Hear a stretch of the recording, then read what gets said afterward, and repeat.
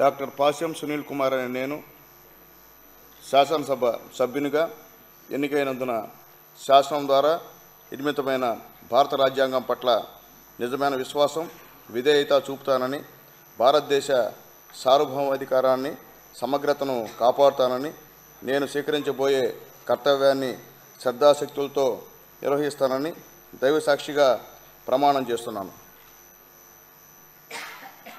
ఆంధ్రప్రదేశ్ శాసనసభ సభ్యుడైన డాక్టర్ పాస్యం సునీల్ కుమార్ అనే నేను సభా నియమాలకు కట్టుబడి ఉంటానని, వాటిని అనుసరిస్తానని, సభా మర్యాదలను పాటిస్తానని, సాంప్రదాయాలను గౌరవిస్తానని దైవ సాక్షిగా ప్రమాణం చేస్తున్నాను.